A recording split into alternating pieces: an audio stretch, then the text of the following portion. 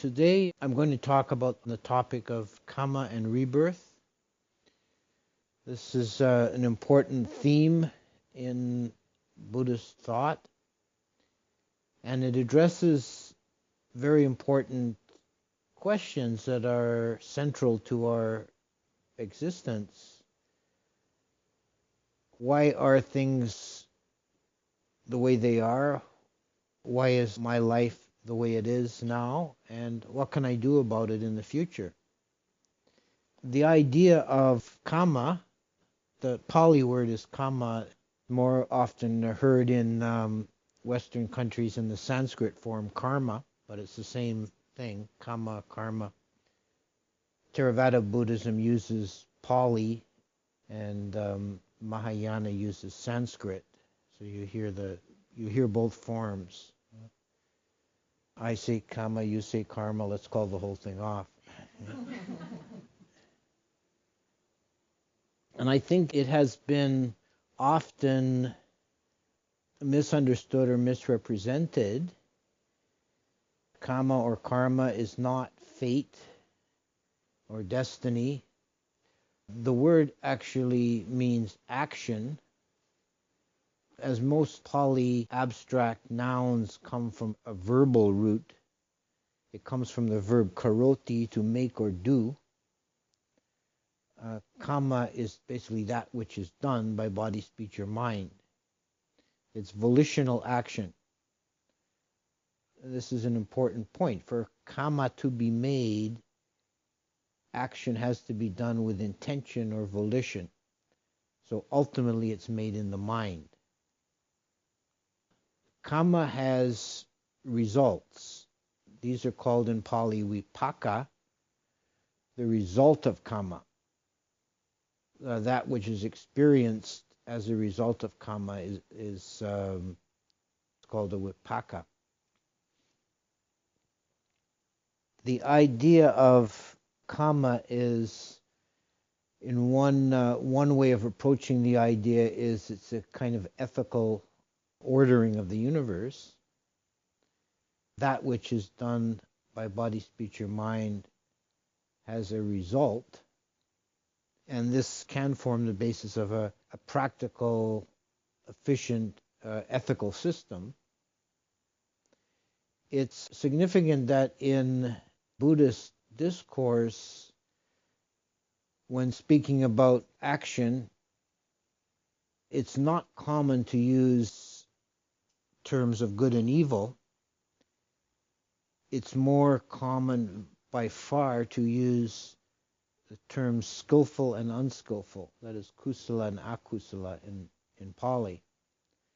Kusala, skillful, in a mundane sense, means just what it does in English. Skillful, like you're a skilled carpenter or a skilled tailor, skilled cook. You're doing something well with proficiency and that skill. And actions that we do in the life and our dealings with other people, the way we conduct ourselves, comport ourselves, our actions are either skillful or unskillful, in the meaning being that skillful actions will yield profitable or pleasurable results, and unpleasant or painful results come from unskillful actions.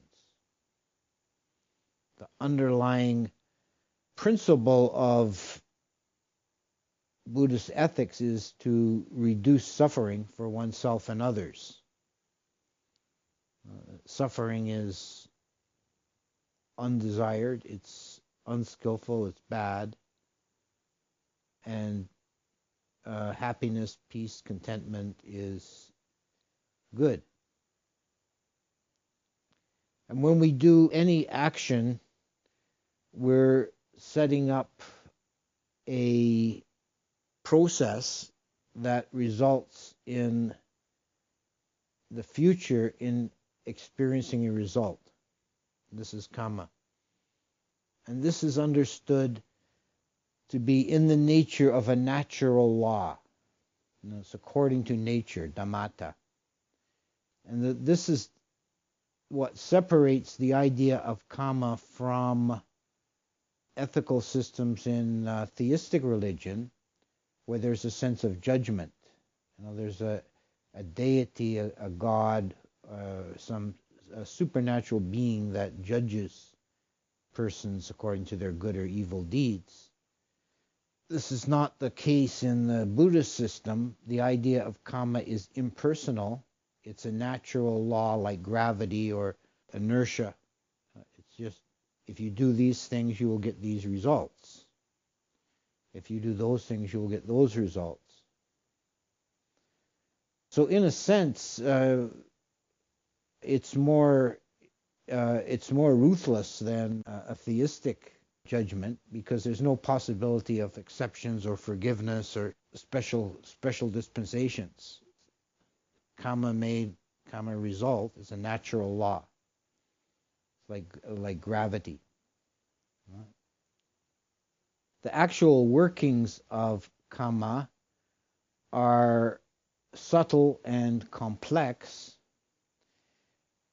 and it was said by the Buddha that trying to understand in all cases the working out of karma is impossible. It's one of the things that only a Buddha can fully understand, and that if you try to understand it in all its depths and subtlety, it'll only drive you mad.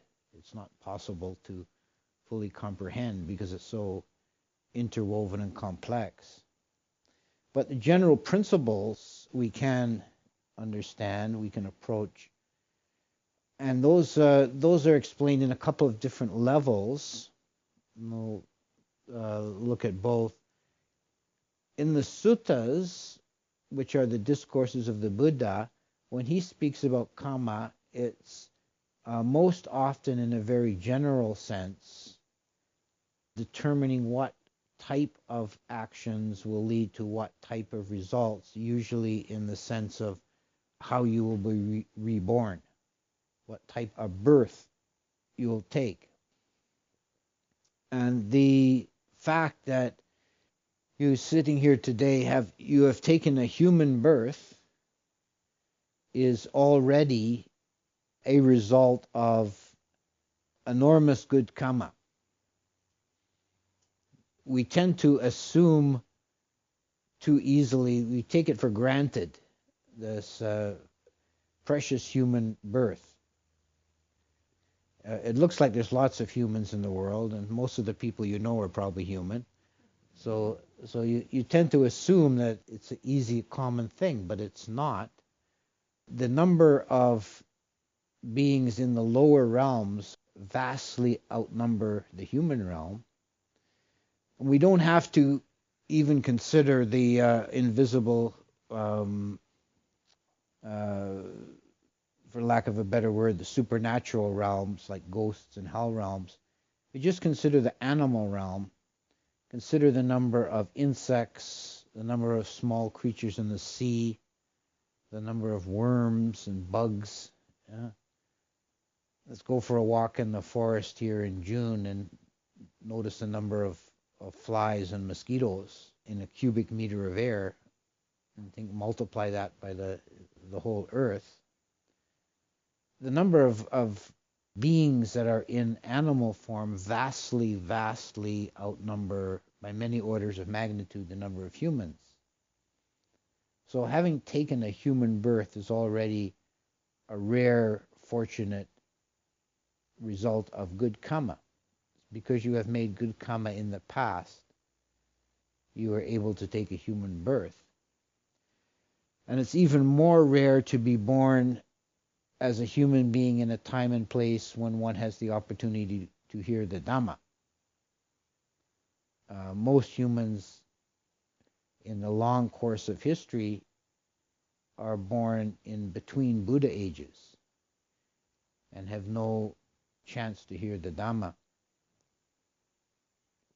A little bit more specific than this, there are some passages where the Buddha talks about specific actions leading to specific results. And there's one where there's a long list asking, why are some people born healthy and some are born sickly?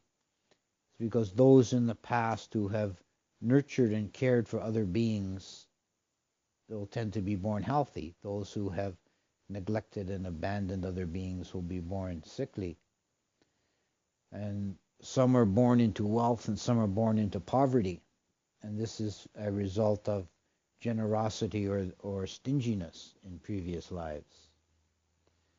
And intelligence versus stupidity is a result of, in the past, having taken interest and asked questions about the Dhamma will result in intelligence in a future birth, and having ignored and neglected study of the Dhamma will result in being stupid.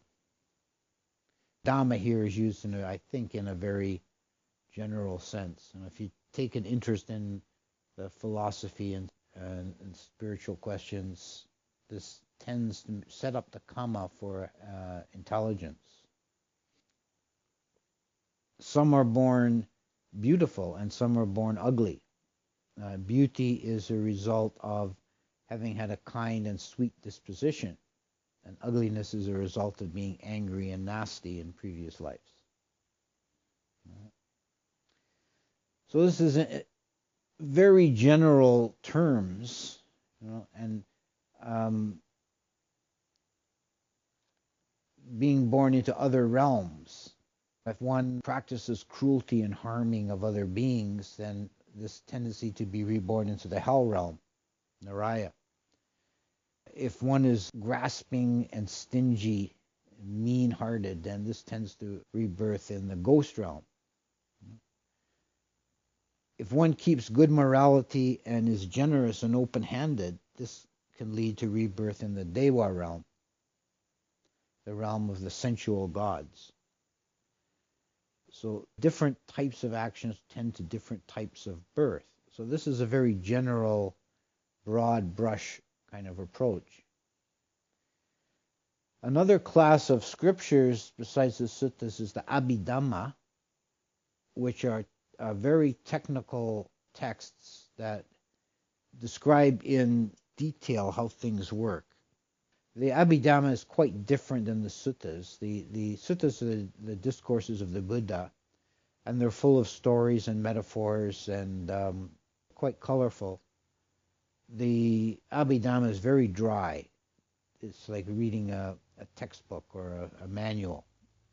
It's dealing with the nuts and bolts, the nitty-gritty of how things work. And Kamma here is explained at a finer grain in terms of mind moments. In each moment, the mind takes an object and it goes through a process in processing the information that comes in through the sense doors or is fabricated in the mind. And part of this process is a series of sub-moments that are called jhāvana. This has been translated as impulsions. And this is the moment when the mind is free to make a choice. Intention comes into play here. This is the fork in the road. We do either this or that. So this is the moment of decision. And this happens many thousands of times a second. We're going through this processing of data. And a lot of the process is entirely automatic. But then we have this flickering of choice. And this is where Kamma is made. And this sets one of the causes in the future for subsequent arising of objects to consciousness. And it's said, if you study this in detail, the arising of a sense object, something seen or heard or felt or tasted or smelled, is a Kamma resultant. It's vipaka. It's a result. So it's not under our control at this present moment. It's given. But one of the causes coming from the past is Kamma made in the past. Kammic intention in the past. So this is a very precise system, and it's subtle. And understanding how that works resolves some of the confusions and questions about Kamma. One of the questions that comes up from Western philosophy is the question between free will and determinism. And this is not really a question that is found in that form in the Eastern philosophies, but it's resolved in this system, the Abhidhamma system of understanding Kamma, in that the experience we have at this moment is determined. It's not something we have a choice about. It's automatic. But then what we do with it is free. There's that moment of choice. And this sets up one of the causes for the future. Now in the Buddhist time, there were many different philosophers and many different schools of thought, and some of them were rigidly deterministic. There was one of the teachers that was contemporary with the Buddha that he often critiqued this philosophy, taught that it doesn't matter what we do, we're basically just following a preordained script, and that all beings go through all these different stages. Some beings right now are, say, they're dogs, and some are humans, and some are gods. But that just means they're on different stages on this script. Everybody goes through all these different stages in turn, and there's really nothing you can do to change it. You're just following out a script. The Buddha critiqued that and disagreed with it, and said that we do have a choice. We do make our own Kamma. And there's also the idea some had that everything is caused by Kamma. And the Buddha specifically denied that. He said Kamma is not the sole cause. There are many different causes for our experience, and one of the systems in the Abhidhamma breaks it down into different niyamas, classes of causation. Kamma niyama is only one. There's also chitta niyama, the processes of the mind. There's dhamma niyama, natural law. Utu kamma, which is climate or external conditions. And bija niyama, which is seed kamma, which we would call genetics. It's like what we inherit biologically from our parents. So all these different factors come together, and Kamma is only one of them.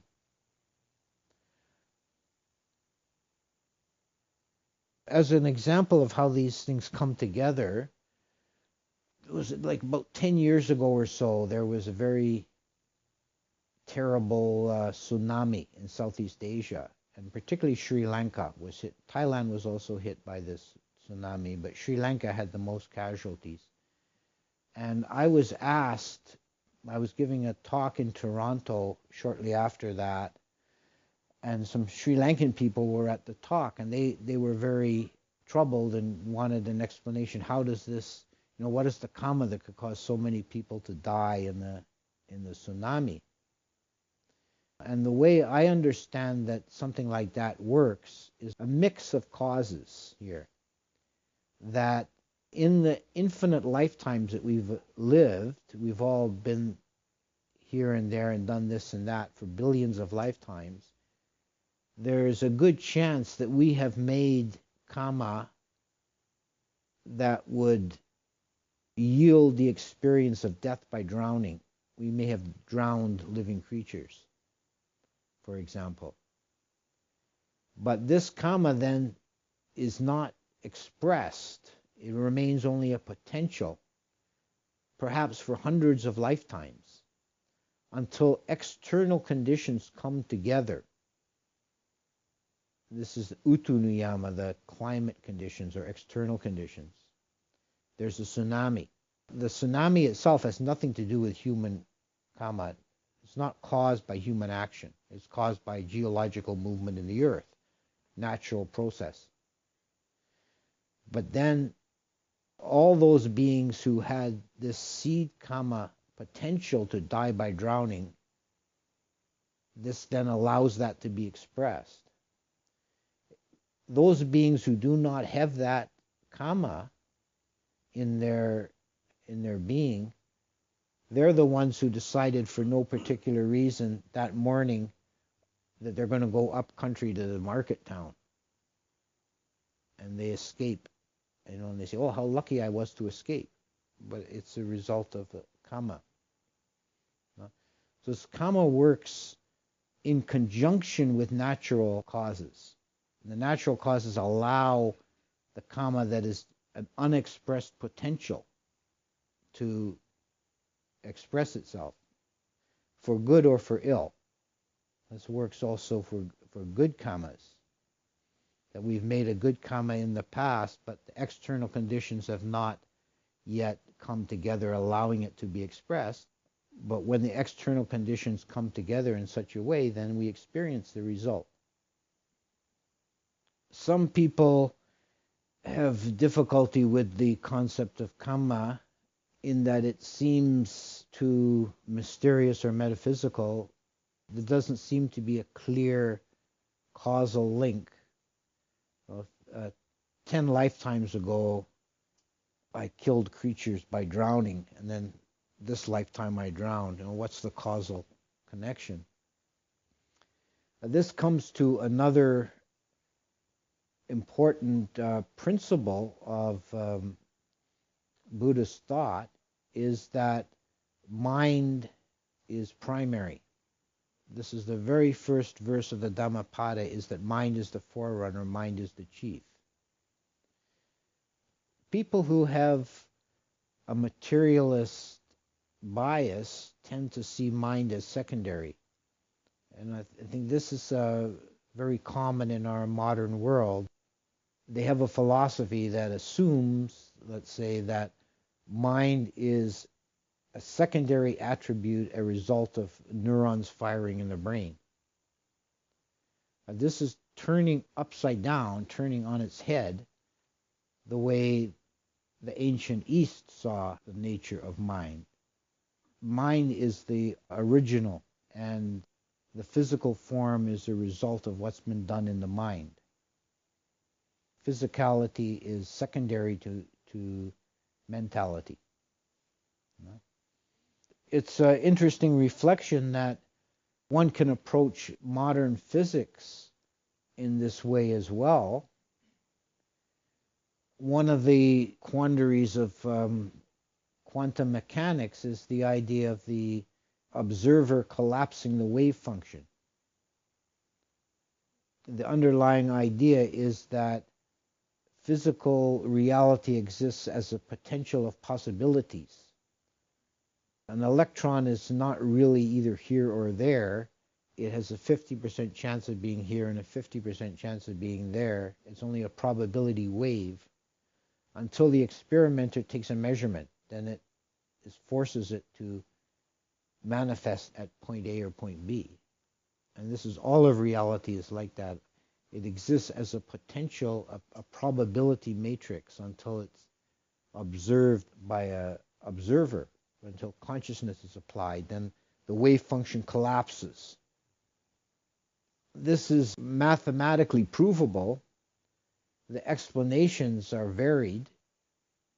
To try and explain it is a matter of debate, but the mathematics is hard, that's the way it is. The reality is a mathematically definable field of probability until a measurement or an observation is made, and then it can be determined to have a concrete existence. So one way of looking at this is the Buddhist way, is to say that mind is primary. Mind is the forerunner. So if we see mind as essential, then that which is done in the mind can determine, influence the physical universe. And we could even extrapolate to say that the quantum physics idea of collapse of the wave function could be the mechanism by which that works. That when we have that mind moment of choice, of intention, we're disturbing or changing, altering the fabric of the probability field. And that in the future, when a result concretizes, one of the seeds in that was our previous actions. There are different kinds of kamma. One classification has it fourfold. There's bright kamma with bright results, dark karma with dark results, mixed kamma with bright and dark results, and the kamma that leads beyond kamma. So bright and dark is skillful and unskillful. When we take actions that are bright, that are skillful, that reduce suffering, that are generous, that are ethical, then we will experience bright results. We will experience pleasurable arisings in the future, pleasurable experiences. If we take dark actions that cause suffering, actions of cruelty or selfishness, then we will experience dark results. We will have painful, unpleasant results in the future. Mixed kamma is those actions that are in a gray zone, that have some good, some bad, some skillful, some unskillful, and they have mixed results. And I think in practice, a lot of our life is like that. One thing that often comes up anytime myself or others speak about ethics, questions come up. People come up with all these sort of lifeboat scenarios. Well, what if, I had to kill this one guy to save 10 guys, or that coming up with all sorts of what if scenarios. Because I think the mind wants to see things in black and white, but in reality, a lot of what we do in the world is mixed. It has some good results and some bad results. And the skill comes in trying to maximize the bright side and minimize the dark side. So if you find yourself having to perform an action that is mixed in this way, you should try and focus the mind on the bright aspect of it. One practical example that I've heard used from my experience in Thailand is, what if a worker for the health department has to go and put poison in a swamp to kill the mosquitoes because so many villages are dying from malaria? Now, this is his job, to go and poison the mosquitoes. Then this is very definitely kind of mixed kamma, because there's a unprofitable kamma from killing living beings. It's always, without exception, a negative, unskillful kamma to kill living beings. But at the same time, he's making good kamma by helping the people in the village that live above the swamp. So the best thing to do in that, if you find yourself in that type of a situation, is to focus the mind on the good aspect. Don't go in there thinking, I'm going to kill those damn mosquitoes, the horrible things. Think all those poor villagers, they lost 4 people last year from malaria, and there's little kids that are sick up there. I want to really help them. So there's the mixed kamma, which is really a lot of our experience. And there's the kamma which leads beyond kamma. Because the goal of the Buddhist path is to escape from kamma altogether. Kamma is conditionality. It's samsara. Even profitable good kamma is just more conditionality, more becoming. It's not escaping. And the goal of Buddhism is to realize the deathless, realize nibbana, the unconditioned. And that's stepping beyond, getting out of the cycle of karma and result altogether. So when we take actions that lead towards awakening, primary of which is developing clear understanding of our own minds through methodical meditation, this is the karma that leads outside of karma. It's the karma that leads beyond karma. So this is one way of talking about karma in the 4 grades. Other terms are applied to karma. One is habitual karma.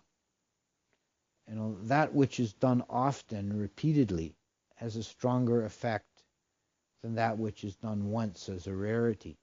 We have a habit. We build up habits, and the mind tends to run in a rut. And it takes an effort to do something different. When we make very little effort, then we just continue on the path of habitual karma. And this is not always negative. We can use this to our advantage by developing skillful habits. People ask me sometimes about daily practice of meditation, and one thing I like to say is to make a fixed time every day. And it's not really so important if you have a busy life and you can't afford an hour, then do even 15 minutes, whatever. But do it at the same time every day. And whether you feel like it or not, whether it's inconvenient or not, you do it. And after a time, that becomes a habit. That becomes habitual karma. And it becomes easier to do it than not to do it. You've habituated yourself to doing something skillful. So you can use that principle to your advantage. And to recognize how many unskillful habits it's easy to fall into, just by habituation. You did it yesterday, so you do it again today. Before we break, I should also speak a bit specifically about rebirth, because this is a very important aspect of this teaching on karma, how this process works. And this is a very central question in our lives. Where do we come from? Where are we going? We're caught here at this moment in between birth and death. What was before birth and what is after death? This is one of the great mysteries, one of the most important questions. And it's always been the teaching of Buddhism that this birth is not the only one, that we experience many, potentially infinite number previous births and future births. And these can be in different forms. Male and female, animal or human, dewa or ghost, many different possibilities. The particular form we take is determined by our karma. Now, it's sometimes asked, one of the things that comes up very, very often, and it's an old question that's found in the old texts as well, is, doesn't it seem like a paradox that Buddhism teaches not self, and no soul, no permanent imperishable essence, and it teaches rebirth at the same time? And this question arises because of a fundamental misunderstanding of how the mind works now, in this life.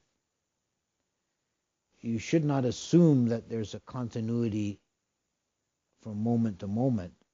There's no substance continuity. There's only a process continuity. It's like a row of dominoes being knocked down. One moment leads to another. Think back in your own life to when you were a child, that you can remember incidents from your childhood. And you could ask yourself, is that person that doing those things, is that the same person or another person? this person is quite different, has quite different motivations and quite different experiences than this person now. But there's a continuity. You can see some lineage from the past to the present. So in each moment, there's mind arising to an object, and then it arises again in the next moment. And all that happens when you come to the last moment of this lifetime, assuming you have not been fully awakened, you're not an arahant, if you're still an unawakened being, then there will still be karma outstanding, and there will still be craving or desire. The mind will still want to take an object, and it will still have the karma to generate an object. So in the next moment, in the continuity, it cannot arise in the same physical base, because that's now done. At the moment of death, the physical organism ceases to operate. But the mind still has this urge to experience an object, and it has the karma to generate an object. So it then arises in the next moment somewhere else, in a different form appropriate to its karma. So there's a continuity of process. There's nothing that moves from body to body. This was quite explicitly stated by the Buddha. And he criticized, there was one monk who misunderstood the teaching and said, I understand that this consciousness that arises here, it's this very same consciousness that arises again in the next life. And the Buddha said, no, it's not. This is a very foolish misrepresentation of my teaching. In each moment, there's a consciousness arising to an object. And in the next moment, consciousness arises again to an object.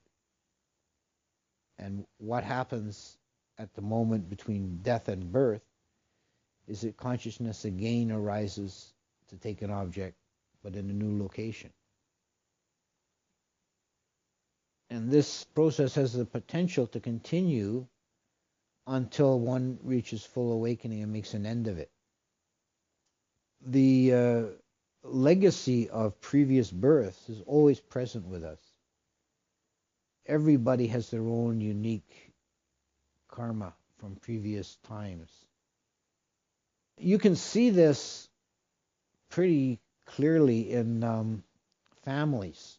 You see children in the families, they have the same parents, and even in the case with identical twins, we see this. They have exactly the same genetics, and they're raised in the same way, but they develop their own characters. And parents will tell you this, that children, they come into this world with something that there's like three components. There's the genetic, physical inheritance from the parents. There's the upbringing, how skillfully the parents raise and educate the child. But there's also something, character, that's in the child that is not the same between a brother and a sister, another brother. And they all have their own characters that comes from the third place. It's neither from the genetics or the upbringing, but they bring it with them. And in some rare individuals, this is very strong. And these are what I'm thinking of as child prodigies. Those are rare cases of children who have astounding abilities at a young age. I was reading about one of the grandmasters of chess, who when he was a very small child, like 6 or 7, he was watching his brother and his uncle play chess, or his father and his uncle, his father's brother, playing chess. And without them explaining it, he just watched them. Then he understood the game. And then the third time he started correcting them when one of them made a mistake. He made an illegal move, and the kid corrected him. So then they tried playing the kid, and he was beating them easily.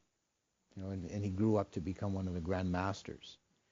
It's like that was present in his being already, and it just took a little bit of exposure to bring it out.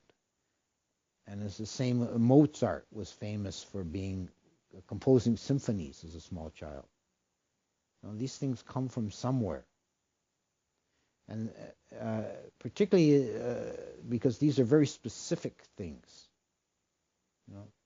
like chess or music. It's not just general intelligence. It's a specific skill set that they pick up very, very quickly. So there's something going on. There's something coming from somewhere else. The heritage we bring from our previous lives is dark to us usually. The process of death and birth confuses the mind so thoroughly that we generally forget our past lives. But there are traces of it all over the place. One thing that's actually not uncommon is that people will have unusual affinities to some historical period or some foreign culture. Like somebody grew up in Thunder Bay and he's just fascinated by Japanese samurai culture. You can't get enough of it. You see this sort of thing is relatively common. You have some sort of connection to some sort of cultural form that is nothing in your family history or your genetics or your external culture that would really lead to that. And the virtues that we develop in the past can come forward into future lives. There's the idea of the paramis. They're particular sets of virtues that we develop in the past that leave traces and give us strengths in the future. And the mechanism by which all this works is Kamma, which is, to recap, at the most fundamental level, it's the momentary flash of the mind in making a decision one way or the other. And that this subtly disturbs the fabric of the universe and sets up conditions for future experience.